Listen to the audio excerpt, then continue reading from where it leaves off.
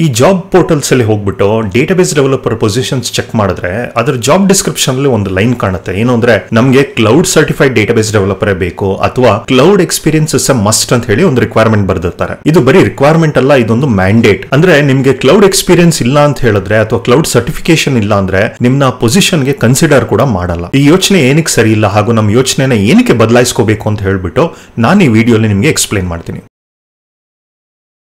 ನನ್ನ ಅಭಿಪ್ರಾಯನ ನಿಮ್ಗೆ ಎಕ್ಸ್ಪ್ಲೈನ್ ಮಾಡಬೇಕು ಅಂದ್ರೆ ಒಂದು ಎಕ್ಸ್ಟ್ರೀಮ್ ಎಕ್ಸಾಂಪಲ್ ತಗೋಬೇಕು. ಒಂದು ಇಮ್ಯಾಜಿನ್ ಮಾಡ್ಕೊಳ್ಳಿ, ನಿಮ್ ಮನೇಲಿ ಇದ್ದೀರಾ ನೀವು ವಿತ್ ಫ್ಯಾಮಿಲಿ ಹಾಗೂ ನಿಮ್ ಮನೆ ಸುತ್ತಲೂ ಜಾಂಬೀಸ್ ಇದ್ದಾರೆ. ಈಗ ನಿಮ್ ನಂಬರ್ 1 ಪ್ರಯಾರಿಟಿ ಏನು ಅಂತ ಹೇಳಿದ್ರೆ ನೀವು ಹಾಗೂ ನಿಮ್ ಫ್ಯಾಮಿಲಿನ ಒಂದು ಸೇಫ್ಟಿಗೆ ಕರ್ಕೊಂಡು ಹೋಗ್ಬೇಕು. ಒಂದು ಒಳ್ಳೆ ವಿಷಯ ಏನು ಅಂದ್ರೆ ಮಿಲಿಟರಿ ಅವರು ನಿಮ್ಗೆ ಹೆಲ್ಪ್ ಮಾಡಕ್ಕೆ ರೆಡಿ ಇದ್ದಾರೆ. ಅವ್ರ ಹತ್ರ 2 ಮಿಲಿಟರಿ ಪರ್ಸನಲ್ ಇದ್ದಾರೆ. ಆ 2ರಲ್ಲಿ ನೀವು ಯಾರಾದ್ರೂ ಒಬ್ಬರನ್ನ ಚೂಸ್ ಮಾಡಬೇಕು.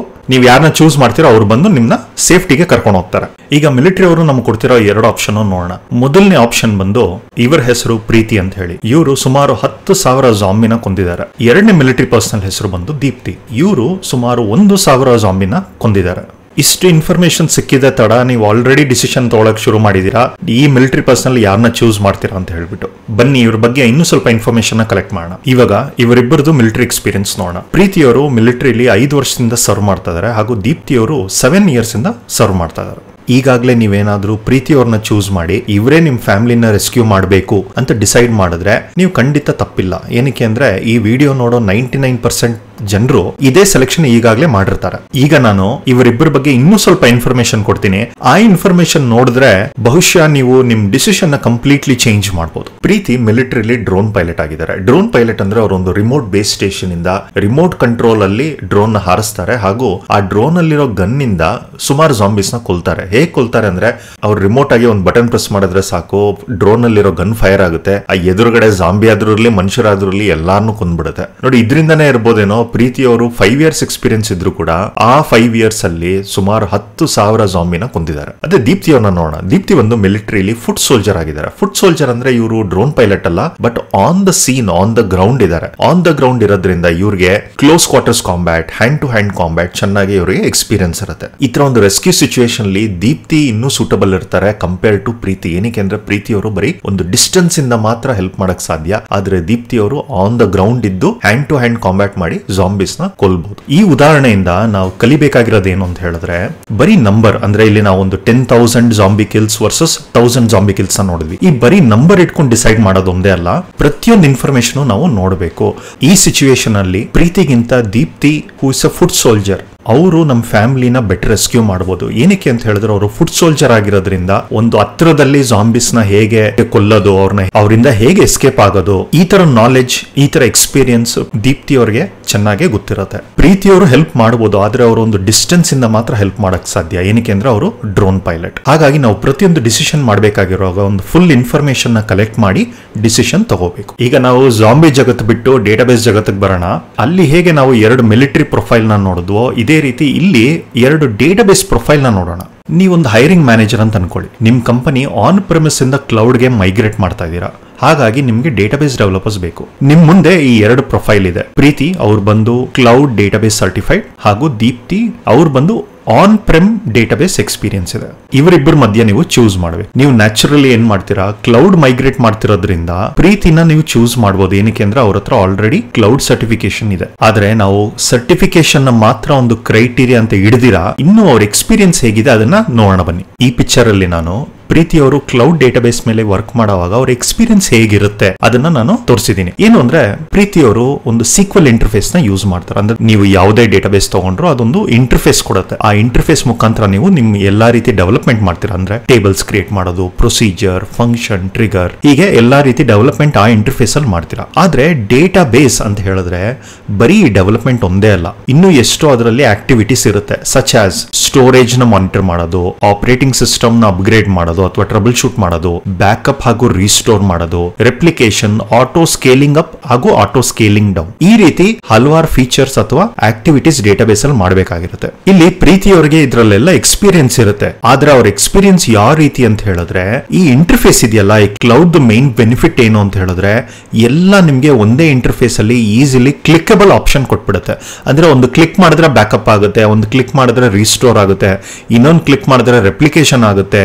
ಈ ರೀತಿ ಎಲ್ಲಾನು ತುಂಬಾ ಈಸಿಯಾಗಿ ಅಥವಾ ಸುಲಭವಾಗಿ ಅವರು ಕ್ಲೌಡ್ ಅವ್ರು ಕೊಟ್ಬಿಡ್ತಾರೆ. ಹಾಗಾಗಿ ಪ್ರೀತಿಯವ್ರಿಗೆ ಈ ಆಪ್ಷನ್ಸ್ ಎಲ್ಲ ಎಕ್ಸಿಕ್ಯೂಟ್ ಮಾಡಕ್ ಗೊತ್ತು, ಆದ್ರೆ ಅದು ಆಕ್ಚುಲಿ ಹೇಗೆ ವರ್ಕ್ ಆಗುತ್ತೆ ಅಥವಾ ಅದನ್ನ ಹೇಗೆ ಎಫಿಷಿಯಂಟ್ ಮಾಡೋದು ಅಥವಾ ಹೇಗೆ ಟ್ರಬಲ್ ಶೂಟ್ ಮಾಡೋದು ಇದು ಮೋಸ್ಟ್ಲಿ ಪ್ರೀತಿಯವ್ರಿಗೆ ಗೊತ್ತಿರಲ್ಲ. ಇದನ್ನ ಕಲಿಯೋದು ಕಷ್ಟ ಕ್ಲೌಡ್ ಅಲ್ಲಿ. ಏನಕ್ಕೆ ಅಂದ್ರೆ ಆ ಕ್ಲೌಡ್ ಅದನ್ನೆಲ್ಲ ಅಬ್ಸ್ಟ್ರಾಕ್ಟ್ ಮಾಡ್ಬಿಡ್ತಾರೆ ಅಥವಾ ಅದನ್ನ ಹೈಡ್ ಮಾಡ್ಬಿಡ್ತಾರೆ. ಸೊ ನಿಮ್ಗೆ ಅದು ಒಂದು ದೊಡ್ಡ ಬ್ಲ್ಯಾಕ್ ಬಾಕ್ಸ್ ತರ, ಅದಕ್ಕೆ ನೀವು ಸುಮ್ಮನೆ ಕಮಾಂಡ್ಸ್ ಕೊಟ್ಟರೆ ಅದು ಪ್ರಾಸೆಸ್ ಮಾಡುತ್ತೆ ಹೊರತು ಅದು ಹೇಗೆ ಪ್ರಾಸೆಸ್ ಮಾಡುತ್ತೆ ಅದನ್ನ ನೀವು ನೋಡಕ್ಕಾಗಲ್ಲ. ಈಗ ನಾವು ದೀಪ್ತಿ ಅವ್ರ ಎಕ್ಸ್ಪೀರಿಯನ್ಸ್ ನೋಡೋಣ. ದೀಪ್ತಿ ಅವರು ಬಂದು ಆನ್ ಪ್ರೆಮ್ ಡೇಟಾಬೇಸ್ ಅಲ್ಲಿ ಕೆಲಸ ಮಾಡಿದ್ದಾರೆ. ಅವ್ರಿಗೆ ಯಾವ ರೀತಿ ಎಕ್ಸ್ಪೀರಿಯನ್ಸ್ ಇರುತ್ತೆ ಅದನ್ನ ನೋಡೋಣ ಬನ್ನಿ. ದೀಪ್ತಿ ಅವರು ನಾವು ಮೊದಲೇ ಹೇಳ್ದಂಗೆ ಬರೀ ಆನ್ ಪ್ರೆಮಿಸ್ ಡೇಟಾಬೇಸ್ ಮೇಲೆ ಕೆಲಸ ಮಾಡಿದ್ದಾರೆ. ಅವರು ಆನ್ ಪ್ರೆಮ್ ಡೇಟಾಬೇಸ್ ಮೇಲೆ ಕೆಲಸ ಮಾಡಿರೋದ್ರಿಂದ ಎಷ್ಟೋ ಆಕ್ಟಿವಿಟೀಸ್ನ ಮ್ಯಾನ್ಯಲ್ ಆಗಿ ಮಾಡಬೇಕಾಗುತ್ತೆ. ಏನಕ್ಕೆ ಅಂದರೆ ಕ್ಲೌಡಲ್ಲಿ ಎಲ್ಲನೂ ಸುಲಭ. ಒಂದು ಕ್ಲಿಕ್ ಮಾಡಿದ್ರೆ ಅದು ಅಪ್ಗ್ರೇಡ್ ಆಗುತ್ತೆ, ಒಂದು ಕ್ಲಿಕ್ ಮಾಡಿದ್ರೆ ವರ್ಟಿಕಲಿ ಸ್ಕೇಲ್ ಅಪ್ ಆಗುತ್ತೆ. ಆದರೆ ಆನ್ ಪ್ರೆಮಲ್ಲಿ ಎಲ್ಲನೂ ಮ್ಯಾನ್ಯಲಿ ಮಾಡಬೇಕು. ಅದರಿಂದ ದೀಪ್ತಿಯವ್ರಿಗೆ ಇನ್ನೂ ಒಳ್ಳೆ ಎಕ್ಸ್ಪೀರಿಯನ್ಸ್ ಇರುತ್ತೆ. ಫಾರ್ ಎಕ್ಸಾಂಪಲ್, ದೀಪ್ತಿಯವ್ರಿಗೆ ಒಂದು ಸ್ಟೋರೇಜ್ ಅಂದರೆ ಏನು, NTFS ಅಂದರೆ ಏನು, ಫ್ಯಾಟ್ ಅಂದರೆ ಏನು, ಅಥವಾ ಆಪ್ರೇಟಿಂಗ್ ಸಿಸ್ಟಮಲ್ಲಿ ಒಂದು ಡೇಟಾಬೇಸ್ನ ವಿಂಡೋಸಲ್ಲಿ ಹೇಗೆ ಇನ್ಸ್ಟಾಲ್ ಮಾಡೋದು, ಲಿನಕ್ಸಲ್ಲಿ ಹೇಗೆ ಇನ್ಸ್ಟಾಲ್ ಮಾಡೋದು, ಅಥವಾ ಡಾಕರಲ್ಲಿ ಹೇಗೆ ಇನ್ಸ್ಟಾಲ್ ಮಾಡೋದು, ಒಂದು ಡೇಟಾಬೇಸ್ ಬ್ಯಾಕಪ್ ಹೇಗೆ ತೊಗೊಳ್ಳೋದು, ರೀಸ್ಟೋರ್ ಹೇಗೆ ಮಾಡೋದು, ಅಪ್ಗ್ರೇಡ್ ಹೇಗೆ ಮಾಡೋದು, ಈ ರೀತಿ ಎಲ್ಲ ಥರದ್ದು ಡೇಟಾಬೇಸ್ ಆ್ಯಕ್ಟಿವಿಟೀಸ್ ಚೆನ್ನಾಗಿ ಅವ್ರಿಗೆ ಎಕ್ಸ್ಪೀರಿಯನ್ಸ್ ಇರುತ್ತೆ. ಹಾಗೂ ಈ ಆ್ಯಕ್ಟಿವಿಟೀಸ್ ಎಲ್ಲಿ ಫೇಲ್ಯೂರ್ ಆಗುತ್ತೆ, ಎಲ್ಲಿ ಫೇಲ್ಯೂರ್ ಆಗೋ ಚಾನ್ಸ್ ಇರುತ್ತೆ, ಒಂದು ಸ್ಟೋರೇಜ್ ಕಮ್ಮಿ ಆಗ್ತಾ ಇದ್ದಂಗೆ ಹೇಗೆ ಸ್ಟೋರೇಜ್ನ ಎಕ್ಸ್ಪ್ಯಾಂಡ್ ಮಾಡಬೇಕು, ಅಥವಾ ಡೇಟಾಬೇಸ್ ಪರ್ಫಾರ್ಮೆನ್ಸ್ ಕಮ್ಮಿ ಆಗ್ತಾ ಇದ್ದಂಗೆ CPU RAM ಎಷ್ಟು ಅಪ್ಗ್ರೇಡ್ ಮಾಡಬೇಕು, ಅಪ್ಗ್ರೇಡ್ ಮಾಡಿದ್ಮೇಲೆ ಕಾನ್ಫಿಗರೇಷನ್ನ ಹೇಗೆ ಅಪ್ಗ್ರೇಡ್ ಮಾಡಬೇಕು ಅಥವಾ ಹೇಗೆ ಚೇಂಜ್ ಮಾಡಬೇಕು, ಈ ರೀತಿ ಡೀಟೇಲ್ಸ್ ಅಥವಾ ಎಕ್ಸ್ಪೀರಿಯನ್ಸ್ ಒಂದು ಆನ್ ಪ್ರೆಮ್ ಡೇಟಾಬೇಸಲ್ಲಿ ಕೆಲಸ ಮಾಡಿರೋರು ಮಾತ್ರ ಬರೋಕ್ಕೆ ಸಾಧ್ಯ ಹೊರತು ಬರೀ ಕ್ಲೌಡ್ ಡೇಟಾಬೇಸಲ್ಲಿ ಕೆಲಸ ಮಾಡಿರೋರಿಗೆ ಗೊತ್ತಿರಲ್ಲ. ಸೊ ನೀವಿಲ್ಲಿ ನೋಡ್ಬೋದು ದೀಪ್ತಿಗೂ ಪ್ರೀತಿಗೂ ಇರೋ ಡಿಫ್ರೆನ್ಸು. ಪ್ರೀತಿಯವರು ಬರೀ ಕ್ಲೌಡಲ್ಲಿ ಕೆಲಸ ಮಾಡಿರೋದ್ರಿಂದ ಅವ್ರಿಗೆ ಆ್ಯಕ್ಟಿವಿಟೀಸ್ ಮಾಡ್ತಾರೆ, ಆದರೆ ಅದು ಹೇಗೆ ವರ್ಕ್ ಆಗುತ್ತೆ, ಹೇಗೆ ಟ್ರಬಲ್ ಶೂಟ್ ಮಾಡೋದು ಗೊತ್ತಿರಲ್ಲ. ಅದೇ ದೀಪ್ತಿಯವ್ರಿಗೆ ಗ್ರೌಂಡ್ ಅಪ್ಪಿಂದ ಎಲ್ಲ ನಾಲೆಜ್ ಇರುತ್ತೆ. Up to the operating system ಅಥವಾ ಸ್ಟೋರೇಜ್ ಲೆವೆಲ್ ತನಕ ನಾಲೆಜ್ ಇರೋ ಚಾನ್ಸಸ್ ಜಾಸ್ತಿ ಇರುತ್ತೆ. ನಾವು ಇಂಥ ಡೇಟಾಬೇಸ್ ಡೆವಲಪ್ನ ನಮ್ಮ ಟೀಮಿಗೆ ತೊಗೊಂಡು ಇವ್ರನ್ನ ನಾವು ಕ್ಲೌಡ್ ಮೇಲೆ ಟ್ರೈನ್ ಮಾಡಿದ್ರೆ ಇವ್ರಿಗಿರೋ knowledge it will exceed that of Preethi. ಏನಕ್ಕೆ ಅಂತ ಹೇಳಿದ್ರೆ ಇವರು ಗ್ರೌಂಡ್ ಅಪ್ ಇಂದ ಬಂದಿರೋದ್ರಿಂದ ಇವ್ರಿಗೆ ಎಲ್ಲ ರೀತಿ ನಾಲೆಜ್ ಈಸಿಯಾಗಿ ಗ್ರಾಸ್ಪ್ ಆಗುತ್ತೆ. ಹಾಗೂ ನಾಟ್ ಜಸ್ಟ್ ಕ್ಲಿಕ್ ಮಾಡಿದಾಗ ಏನಾಗುತ್ತೆ ಬ್ಯಾಕ್ಗ್ರೌಂಡಲ್ಲಿ ಅಂತ ಕೂಡ ಇವ್ರಿಗೆ ಒಂದು ನಾಲೆಜ್ ಅಥವಾ ಎಕ್ಸ್ಪೀರಿಯನ್ಸ್ ಇರುತ್ತೆ. ಸೊ ಈ ವಿಡಿಯೋ ಮುಖಾಂತರ ಹೈರಿಂಗ್ ಮ್ಯಾನೇಜರ್ ಹಾಗೂ ಪ್ರೀತಿ ಹಾಗೂ ದೀಪ್ತಿ ಇವರಿಗೆ ಒಂದು ಮೆಸೇಜ್ ಇದೆ. ಮೊದಲನೇದು ಹೈರಿಂಗ್ ಮ್ಯಾನೇಜರ್, ನೀವು ನಿಮ್ಮ ಟೀಮ್ಗೆ ಒಂದು ಡೇಟಾಬೇಸ್ ಡೆವಲಪರ್ ಹೈರ್ ಮಾಡಬೇಕು ಅಂತ ಹೇಳಿದ್ರೆ ಈ ಕ್ಲೌಡ್ ಸರ್ಟಿಫಿಕೇಶನ್ನ ಕಂಪಲ್ಸರಿ ಮಾಡಬೇಡಿ. ಅದ್ರ ಬದಲು ಆನ್ ಪ್ರೆಮ್ ಡೇಟಾಬೇಸ್ ಅಲ್ಲಿ ಒಳ್ಳೆ ಎಕ್ಸ್ಪೀರಿಯನ್ಸ್ ಇರೋ ಡೇಟಾಬೇಸ್ ಡೆವಲಪರ್ಸ್ನ ಹುಡುಕಿ. ಈ ಥರ ಡೇಟಾಬೇಸ್ ಡೆವಲಪರ್ಸ್ ನಿಮಗೆ ಸಿಕ್ಕಲ್ಲಿ ಇವರಿಗೆ ನೀವು ಸ್ವಲ್ಪ ಕ್ಲೌಡ್ ಟ್ರೈನಿಂಗ್ ಕೊಟ್ಟರು ನಿಮ್ಮ ಹತ್ರ ಎಂಥ ಡೇಟಾಬೇಸ್ ಡೆವಲಪರ್ಸ್ ಇರ್ತಾರೆ ಅಂತ ಹೇಳಿದ್ರೆ ನೀವು ಕ್ಲೌಡಲ್ಲಾದರೂ ಕೆಲಸ ಮಾಡಿ ಅಥವಾ ನಾಳೆ ದಿನ ಕ್ಲೌಡಿಂದ ನೀವು ವಾಪಸ್ ಆನ್ ಪ್ರೆಮಿಗೆ ಬಂದರೂ ಕೂಡ ಈ ಡೇಟಾಬೇಸ್ ಡೆವಲಪರ್ಸ್ ಯಾವತ್ತೂ ನಿಮಗೆ ಕೈ ಕೊಡಲ್ಲ. ಸೊ ಹಾಗಾಗಿ ನಾನು ಹೇಳೋದೇನು ಅಂದರೆ ಕ್ಲೌಡ್ ಎಕ್ಸ್ಪೀರಿಯನ್ಸ್ ಅಥವಾ ಕ್ಲೌಡ್ ಸರ್ಟಿಫಿಕೇಷನ್ನ ಕಂಪಲ್ಸರಿ ಮಾಡಬೇಡಿ. ಅದ್ರ ಬದಲು ಅದನ್ನು ಜಸ್ಟ್ ಒಂದು ನೈಸ್ ಟು ಹ್ಯಾವ್ ಕ್ರೈಟೀರಿಯಾ ಆಗಿ ಇಟ್ಕೊಳ್ಳಿ. ನೀವು ಪ್ರೀತಿಯಾಗಿದ್ದರೆ ನಿಮಗೆ ಕ್ಲೌಡ್ ಡೇಟಾಬೇಸಲ್ಲಿ ತುಂಬ ಕಂಫರ್ಟಬಲ್ ಇರ್ತೀರ. ಅಂದರೆ ನೀವು ಕ್ಲೌಡ್ ಡೇಟಾಬೇಸ್ ಅಂದರೆ ಏನು, ಅದು ಹೇಗೆ ವರ್ಕ್ ಆಗುತ್ತೆ, ಅದನ್ನು ಹೇಗೆ ಯೂಸ್ ಮಾಡೋದು, ಇದೆಲ್ಲ ನಿಮಗೆ ಚೆನ್ನಾಗಿ ನಾಲೆಜ್ ಇರುತ್ತೆ. ಹಾಗೂ ನಿಮ್ಮ ಹತ್ರ ಒಂದು ಅಥವಾ ಒಂದಕ್ಕಿಂತ ಹೆಚ್ಚಾಗಿ ಸರ್ಟಿಫಿಕೇಷನ್ಸ್ ಕೂಡ ಇರುತ್ತೆ. ಹಾಗೂ ನೀವು ಕೆಲಸ ಮಾಡೋ ಕಂಪನಿ ಎಕ್ಸ್ಕ್ಲೂಸಿವ್ ಆಗಿ ಕ್ಲೌಡ್ ಟೆಕ್ನಾಲಜೀಸಲ್ಲಿ ಇರುತ್ತೆ. ಅಂದರೆ AWS ಇರ್ಬೋದು, ಅಜ್ಯೂರ್ ಇರ್ಬೋದು, ಅಥವಾ ಎರಡೂ ಇರ್ಬೋದು. ಆದರೆ ಆನ್ ಪ್ರೆಮಿಸ್ ಯಾವುದೂ ಇರಲ್ಲ ನಿಮ್ಮ ಕಂಪನಿಯಲ್ಲಿ. ನೀವು ಈ ಥರ ಸೆಟಪ್ಪಲ್ಲಿದ್ದರೆ ನೀವು ಪ್ರೀತಿ ಥರ ಒಂದು ಪ್ರೊಫೈಲ್. ನೀವೇನು ಮಾಡಬೇಕು ಅಂತ ಹೇಳಿದ್ರೆ ನಿಮ್ಗೆ ಆಲ್ರೆಡಿ ಕ್ಲೌಡ್ ಗೊತ್ತಿರೋದ್ರಿಂದ ಆನ್ ಪ್ರೆಮ್ ಮೇಲೂ ಖಂಡಿತ ನೀವು ಸ್ವಲ್ಪ ಎಕ್ಸ್ಪೀರಿಯನ್ಸ್ ಮಾಡ್ಕೋಬೇಕು. ಅದು ಹೇಗೆ ಮಾಡೋದು? ಮೊದಲನೇದು ಬಂದು ಆನ್ ಪ್ರೆಮ್ ಡೇಟಾಬೇಸಸ್ನ ಇನ್ಸ್ಟಾಲ್ ಮಾಡ್ಕೊಳ್ಳಿ. ಇದಕ್ಕೆ ನಿಮ್ಮ ಕಂಪನಿ ಇನ್ಫ್ರಾಸ್ಟ್ರಕ್ಚರೇ ಬೇಕು ಅಂತಿಲ್ಲ.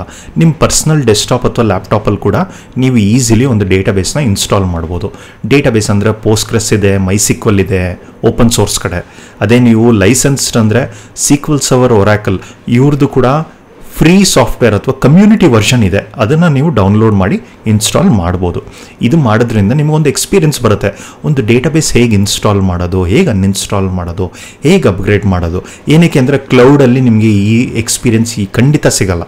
ಎಲ್ಲ ಒಂದು ಕ್ಲಿಕ್ ಮಾಡಿದ್ರೆ ಅವರೇ ಡೇಟಾಬೇಸ್ ಇನ್ಸ್ಟಾಲ್ ಮಾಡಿ ನಿಮಗೆ ಆಕ್ಸೆಸ್ ಕೊಟ್ಬಿಡ್ತಾರೆ. ಎರಡನೇದು ಬಂದು ಒಂದೊಂದು ಫೀಚರ್ಸ್ನು ನೀವು ಟ್ರೈ ಮಾಡಿ. ಅಂದರೆ ನನ್ನ ಫೀಚರ್ಸ್ ಅಂದರೆ ಏನು ಹೇಳೋದು ಅಂದರೆ, ಕ್ಲೌಡಲ್ಲಿ ಒಂದು ಕ್ಲಿಕ್ ಮಾಡಿದ್ರೆ ಬ್ಯಾಕಪ್ ಆಗುತ್ತೆ, ಒಂದು ಕ್ಲಿಕ್ ಮಾಡಿದ್ರೆ ಅಪ್ಗ್ರೇಡ್ ಆಗುತ್ತೆ, ಒಂದು ಕ್ಲಿಕ್ ಮಾಡಿದ್ರೆ ಡೇಟಾಬೇಸ್ ಶಟ್ ಡೌನ್ ಆಗುತ್ತೆ. ಈ ರೀತಿ ಎಲ್ಲ ಫೀಚರ್ಸು ಬರೀ ಕ್ಲಿಕ್ಕಲ್ಲಿ ಕೊಟ್ಬಿಟ್ಟಿರ್ತಾರೆ. ಅದನ್ನೇ ನೀವು ಆನ್ ಪ್ರೆಮಿಸಲ್ಲಿ ಮಾಡೋವಾಗಲೇ ಅದರ ನಿಜವಾದ ಆರ್ಕಿಟೆಕ್ಚರ್ ಅಥವಾ ಫೀಚರ್ ಗೊತ್ತಾ. ಇದನ್ನೇ ನೀವೇನು ಮಾಡಬೇಕು, ಒಂದೊಂದಾಗಿ ಆನ್ ಪ್ರೆಮಿಸಲ್ಲೂ ಮಾಡಬೇಕು. ಅಂದರೆ ಆನ್ ಪ್ರೆಮಿಸಲ್ಲಿ ಅಪ್ಗ್ರೇಡ್ ಹೇಗೆ ಮಾಡೋದು, ಆನ್ ಪ್ರೆಮಿಸಲ್ಲಿ ವರ್ಟಿಕಲಿ ಸ್ಕೇಲ್ ಹೇಗೆ ಮಾಡೋದು, ಆನ್ ಪ್ರೆಮಿಸಲ್ಲಿ ರೆಪ್ಲಿಕೇಶನ್ ಹೇಗೆ ಸೆಟಪ್ ಮಾಡೋದು, ಈ ಥರ ನೀವು ಒಂದೊಂದು ಮ್ಯಾನ್ಯುಯಲ್ ಆಗಿ ಟ್ರೈ ಮಾಡಿದ್ರೆ ನಿಮಗೆ ಇನ್ನೂ ಒಳ್ಳೆ ನಾಲೆಜ್ ಬರುತ್ತೆ. ಅಂದರೆ ಈ ಡೇಟಾಬೇಸ್ ನಿಜವಾಗ್ಲೂ ಹೇಗೆ ಕೆಲಸ ಮಾಡುತ್ತೆ ಅಂತ ಹೇಳ್ಬಿಟ್ಟು. ಇದು ಹೇಗೆ ಹೆಲ್ಪ್ ಆಗುತ್ತೆ ಅಂದರೆ, ನಾಳೆ ದಿನ ಯಾವುದೋ ಒಂದು ಹೊಸ ಡೇಟಾಬೇಸ್ ಬರುತ್ತೆ ಅಂದ್ಕೊಳ್ಳಿ, ಯಾವುದೋ ಒಂದು ಹೊಸ ಡೇಟಾಬೇಸ್ ಕಂಪನಿ ಬರುತ್ತೆ, ಆವಾಗ ನಿಮ್ಗೆ ಅದು ಕಲಿಯೋದಕ್ಕೆ ತುಂಬ ಈಸಿ ಆಗುತ್ತೆ. ತುಂಬ ಬೇಗ ನೀವು ಅದನ್ನು ಆರ್ಕಿಟೆಕ್ಚರ್ ಕಲಿತು ಡಿಪ್ಲಾಯ್ಮೆಂಟಿಂದ ಹಿಡಿದು ಡೆವಲಪ್ಮೆಂಟ್ ತನಕ ನಿಮ್ಗೆಲ್ಲನೂ ಗೊತ್ತಿರುತ್ತೆ. ಕೊನೆಯದಾಗಿ ನಾವು ತುಂಬ ಜನ ಪ್ರೋಗ್ರಾಮರ್ಸ್ ನಾವು ಬರೋದು ವಿಂಡೋಸ್ ಬ್ಯಾಕ್ಗ್ರೌಂಡಿಂದ ಬರ್ತೀವಿ. ಇದು ಒಂದು ತಪ್ಪು ಮಾಡ್ತೀವಿ ನಾವು, ಈ ಲಿನಕ್ಸ್ ಕಡೆ ನೋಡೋದೇ ಇಲ್ಲ. ಆದರೆ ನಿಮ್ಗೆ ಈ ವಿಷಯ ಗೊತ್ತಿಲ್ದಿರೋ ಇರ್ಬೋದು, ಕ್ಲೌಡಲ್ಲಿ ಬಹಳಷ್ಟು ಇನ್ಫ್ರಾಸ್ಟ್ರಕ್ಚರ್ ರನ್ ಆಗೋದೇ ಲಿನಕ್ಸಲ್ಲಿ. ಏನಕ್ಕೆ ಅಂದರೆ ಲಿನಕ್ಸ್ ಪರ್ಫಾರ್ಮೆನ್ಸ್ ಬಂದು ವಿಂಡೋಸ್ ಮ್ಯಾಚ್ ಆಗಲ್ಲ. ಹಾಗಾಗಿ ನೀವು ಆನ್ ಪ್ರೆಮಲ್ಲಿ ಟ್ರೈ ಮಾಡೋವಾಗ you have to try Linux also. ನೀವು ಆ ಕಂಫರ್ಟಬಲ್ ಇಲ್ಲ ಅಂದರೆ ಇವತ್ತಿಂದ ಆ ಕಂಫರ್ಟಬಲ್ನ ಬೆಳೆಸ್ಕೊಳ್ಳಿ. ಲಿನಕ್ಸ್ ಮೇಲೆ ಸ್ವಲ್ಪ ಎಕ್ಸ್ಪೆರಿಮೆಂಟ್ ಮಾಡಿ, ಅದೇನು ಅಷ್ಟೊಂದು ಕಷ್ಟ ಅಲ್ಲ. ಈಗ ನಿಮಗೆ ChatGPT ಇದೆ, ಗೂಗಲ್ ಇದೆ, ಎಲ್ಲ ರೀತಿ ಕಮೆಂಟ್ಸ್ ನಿಮಗೆ ರೆಫರೆನ್ಸ್ ಈಸಿಯಾಗಿ ಸಿಕ್ಬಿಡುತ್ತೆ. ಹಾಗಾಗಿ ಈ ಲಿನಕ್ಸಲ್ಲಿ ಡೇಟಾಬೇಸ್ನ ಹೇಗೆ ಇನ್ಸ್ಟಾಲ್ ಮಾಡೋದು, ಹೇಗೆ ರನ್ ಮಾಡೋದು, ಅದನ್ನು ನೀವು ಸ್ವಲ್ಪ ಕಲ್ತ್ಕೊಂಡ್ರೆ ನಿಮಗೆ ಖಂಡಿತ ಯೂಸ್ ಆಗುತ್ತೆ. ನೀವು ಈ ದೀಪ್ತಿ ಪ್ರೊಫೈಲ್ ಥರ ಇದ್ದರೆ ನಿಮಗೆ ಈ ಆನ್ ಪ್ರೆಮಿಸ್ ಡೇಟಾಬೇಸಲ್ಲಿ ಹೇಗೆ ಕೆಲಸ ಮಾಡೋದು, ಇನ್ಸ್ಟಾಲ್, ಅನ್ಇನ್ಸ್ಟಾಲ್, ಅಪ್ಗ್ರೇಡ್, ಈ ರೀತಿ ಎಕ್ಸ್ಪೀರಿಯನ್ಸ್ ನಿಮಗೆ ಆಲ್ರೆಡಿ ಇರುತ್ತೆ. ಆದರೆ ನಿಮಗೆ ಕ್ಲೌಡ್ ಡೇಟಾಬೇಸಲ್ಲಿ ಯಾವುದೇ ರೀತಿ ಎಕ್ಸ್ಪೀರಿಯನ್ಸ್ ಇರಲ್ಲ. ಏನಕ್ಕೆ ಅಂತ ಹೇಳಿದ್ರೆ, ಮೋಸ್ಟ್ಲಿ ನೀವು ಯಾವ ಕಂಪನಿ ಕೆಲಸ ಮಾಡ್ತಿರೋ ಆ ಕಂಪನಿ ಇನ್ನೂ ಕ್ಲೌಡ್ಗೆ ಮೈಗ್ರೇಷನ್ ಮಾಡಿಲ್ಲ. ಹಾಗಾಗಿ ನಿಮಗೆ ಈ ಕ್ಲೌಡಲ್ಲಿ ಎಕ್ಸ್ಪೀರಿಯನ್ಸ್ ಇರಲ್ಲ. ಆದರೆ ನಾವು ಇದನ್ನೇ ನೆಪ ಇಟ್ಕೊಂಡು ನಮಗೆ ಕ್ಲೌಡ್ ಡೇಟಾಬೇಸ್ ನಮ್ಗೆ ಗೊತ್ತಿಲ್ಲ ಅಂತ ಹೇಳೋದು ತಪ್ಪು. ಸೊ ನೀವೇನು ಮಾಡ್ಬೋದು ಅಂತ ಹೇಳಿದ್ರೆ, ಪ್ರತಿಯೊಂದು ಕ್ಲೌಡ್ ಪ್ರೊವೈಡರ್ ಕೂಡ ಒಂದು ಫ್ರೀ ಟಿಯರ್ ಅಂತ ಹೇಳಿ ಒಂದು ಕೊಡ್ತಾರೆ. ಅಂದರೆ ಅದೊಂದು ಫ್ರೀ ಟ್ರಯಲ್ ಥರ. ಇಲ್ಲಿ ನೀವು ಯಾವುದೇ ರೀತಿ ಖರ್ಚು ಮಾಡಿದಿರ ಅವ್ರ ಡೇಟಾಬೇಸ್ನ ಯೂಸ್ ಮಾಡ್ಬೋದು. ಈ ಆಪ್ಷನ್ನ ನೀವು ಎಕ್ಸ್ಪ್ಲೋರ್ ಮಾಡಬೇಕು. ಆದರೆ ಒಂದು ಹುಷಾರಾಗಿರಿ, ಈ ಎಲ್ಲ ಆಪ್ಷನ್ನಲ್ಲೂ ಒಂದು ಲಿಮಿಟ್ ಅಂತ ಇರುತ್ತೆ. ಆ ಲಿಮಿಟ್ ಮೀರಿದಾಗ ನಿಮಗೆ ಚಾರ್ಜಸ್ ಆಗುತ್ತೆ. ಸೊ ಇದನ್ನ ಚೆನ್ನಾಗಿ ರಿಸರ್ಚ್ ಮಾಡಿ ಆಮೇಲೆ ಈ ಫ್ರೀ ಟೈರ್ನ ಯೂಸ್ ಮಾಡಿ. ಇನ್ನೊಂದು, ನೀವು ಫ್ರೀ ಆಗಿರುವಾಗ ಡಾಕ್ಯುಮೆಂಟೇಶನ್ ಓದಿ. ನೀವು ಎಷ್ಟು ಡಾಕ್ಯುಮೆಂಟೇಶನ್ ಓದ್ತಿರೋ ಹೆಚ್ಚಾಗಿ ನಿಮಗೊಂದು ಗೊತ್ತಾಗುತ್ತೆ. ಏನು ಅಂದರೆ, ಈ ಪ್ರತಿಯೊಂದು ಡೇಟಾಬೇಸ್ ಕೂಡ ಅಂಡರ್ಲೈಯಿಂಗ್ ಸಿಮಿಲಾರಿಟಿ ತುಂಬ ಜಾಸ್ತಿ ಇರುತ್ತೆ. ಅದು ಸ್ಕೇಲಿಂಗ್ ಬಗ್ಗೆ ಇರ್ಬೋದು, ಅಥವಾ ಬ್ಯಾಕಪ್ ರಿಸ್ಟೋರ್ ಇರ್ಬೋದು, ಇಂಡೆಕ್ಸಿಂಗ್ ಇರ್ಬೋದು. ಯಾವುದೇ ನೀವು ಫೀಚರ್ ತೊಗೊಂಡ್ರು ಎಷ್ಟೋ ಸಿಮಿಲಾರಿಟಿ ಇರುತ್ತೆ. ನೀವು ಎಷ್ಟು ಹೆಚ್ಚಾಗಿ ಡಾಕ್ಯುಮೆಂಟ್ ಓದ್ತಿರೋ ಅಷ್ಟು ಚೆನ್ನಾಗಿ ನಿಮಗೆ ಇದು ಅರ್ಥ ಆಗುತ್ತೆ. ಮೂರನೇದು, ಈ ಪ್ರತಿಯೊಂದು ಕ್ಲೌಡ್ ಡೇಟಾಬೇಸ್ನ ಒಂದು ಟೀಮ್ ಅವರು ಮ್ಯಾನೇಜ್ ಮಾಡ್ತಾರೆ. ಒಂದು ಟ್ರೆಂಡ್ ಇದೆ, ಅದು ಏನು ಅಂತ ಹೇಳಿದ್ರೆ ಅವ್ರದೇ ಆದ ಒಂದು ಯೂಟ್ಯೂಬ್ ಚಾನಲ್ ಇರುತ್ತೆ. ಈ ಯೂಟ್ಯೂಬ್ ಚಾನಲ್ ಹೋಗಿ ಅವ್ರ ವಿಡಿಯೋಸ್ ನೋಡಿ, ನೀವು ಹ್ಯಾಂಡ್ಸ್ ಆನ್ ಮಾಡದಿರೋ ಇದ್ರೂ ಕೂಡ ಈ ವಿಡಿಯೋಸ್ ನೋಡಿದ್ರೆ ನಿಮ್ಗೆ ಎಷ್ಟೋ ನಾಲೆಜ್ ಬರುತ್ತೆ. ಕೊನೆಯದಾಗಿ, ನಿಮ್ಮ ಕಂಪನಿ ಕ್ಲೌಡ್ಗೆ ಮೈಗ್ರೇಷನ್ ಮಾಡಬೇಕು ಅಂತ ಇದ್ದಾಗ, ಅಥವಾ ನೀವೇ ಒಂದು ಜಾಬ್ ಸರ್ಚ್ ಮಾಡೋವಾಗ, ನನಗೆ ಕ್ಲೌಡ್ ಡೇಟಾಬೇಸ್ ಬಗ್ಗೆ ಏನೂ ಗೊತ್ತಿಲ್ಲ ಅನ್ನೋ ಬದಲು ಅಟ್ಲೀಸ್ಟ್ ನೀವು ರಿಸರ್ಚ್ ಮಾಡಿದರೆ ಸ್ವಲ್ಪ ಟರ್ಮಿನಾಲಜೀಸ್ ಹಾಗೂ ಫೀಚರ್ಸ್ ಬಗ್ಗೆ ನಿಮಗೆ ಗೊತ್ತಿರುತ್ತೆ. ಅದನ್ನು ನೀವು ಕಾನ್ಫಿಡೆಂಟಾಗಿ ಇಂಟರ್ವ್ಯೂಲಿ ಹೇಳ್ಬೋದು. ಇದರಿಂದ ನಿಮಗೆ ಬೆನಿಫಿಟ್ ಆಗುತ್ತೆ. ಇದ್ರ ಜೊತೆ ವಿಡಿಯೋ ಮುಗೀತು. ನಾನು ಈ ವಿಡಿಯೋಲಿ ಹೇಳಕ್ಕೆ ಬಂದಿದ್ದೇನು ಅಂತ ಹೇಳಿದ್ರೆ, ಒಂದು ಇಂಟರ್ವ್ಯೂ ಮಾಡುವಾಗ, ಅದು ಡೇಟಾಬೇಸ್ ಡೆವಲಪರ್ ಇಂಟರ್ವ್ಯೂ ಮಾಡುವಾಗ ನಾವು ತುಂಬ ಸಲ ಈ ಕ್ಲೌಡ್ ಸರ್ಟಿಫೈಡ್ ಕಂಪಲ್ಸರಿ ಅಂತ ಹಾಕ್ತೀವಿ. ಅದು ಒಂದು ರೀತಿ ಒಳ್ಳೇದೇ. ಆದರೆ ಕೆಲವರು ಡೇಟಾಬೇಸ್ ಡೆವಲಪರ್ಸ್ ಇರ್ತಾರೆ, ಬರೀ ಆನ್ ಪ್ರೆಮ್ ಡೇಟಾಬೇಸ್ ಮೇಲೆ ಕೆಲಸ ಮಾಡಿರ್ತಾರೆ. ಅಂಥವ್ರಿಗೊಂದು ಚಾನ್ಸ್ ಕೊಡಿ. ಅದರಲ್ಲಿ ನಿಮಗೆ ಒಳ್ಳೆ ಕ್ಯಾಂಡಿಡೇಟ್ ಸಿಕ್ಕಿ ಅವ್ರಿಗೆ ಸ್ವಲ್ಪ ಟ್ರೈನಿಂಗ್ ಕೊಟ್ಟರು ಕ್ಲೌಡಲ್ಲಿ, ನಿಮ್ಮ ಹತ್ರ ಎಂಥ ಡೆವಲಪರ್ ಇರ್ತಾರೆ ಅಂದರೆ, ಯಾವುದೇ ರೀತಿ ಸಿನಾರಿಯೋ ಅಂದರೆ ಕ್ಲೌಡ್ ಅಥವಾ ನಾನ್ ಕ್ಲೌಡ್ ಎನ್ವೈರ್ಮೆಂಟಲ್ ಕೂಡ ಸಕ್ಸಸ್ಫುಲ್ ಆಗಿ ಬಿಲ್ಡ್ ಮಾಡಿ, ಪರ್ಫಾರ್ಮ್ ಮಾಡಿ, ಮೇಂಟೈನ್ ಮಾಡೋ ಡೆವಲಪರ್ಸ್ ನಿಮಗೆ ಸಿಗ್ತಾರೆ. ನಾನು ಹೇಳಿದ ಮೆಸೇಜ್ ನಿಮಗೆ ಕ್ಲೀನಾಗಿ ಅರ್ಥ ಆಯಿತು ಅಂದ್ಕೊಂಡಿದ್ದೀನಿ. ನಿಮ್ಮಲ್ಲಿ ಏನಾದರೂ ಪ್ರಶ್ನೆಗಳು ಅಥವಾ ಕಮೆಂಟ್ಸ್ ಇದ್ದರೆ ದಯವಿಟ್ಟು ಕಮೆಂಟ್ಸಲ್ಲಿ ನೀವು ಮೆನ್ಷನ್ ಮಾಡ್ಬೋದು. ನಾನು ಮತ್ತೆ ನಿಮ್ಮನ್ನ ಇನ್ನೊಂದು ವಿಡಿಯೋಲಿ ಭೇಟಿ ಮಾಡ್ತೀನಿ. ಧನ್ಯವಾದಗಳು.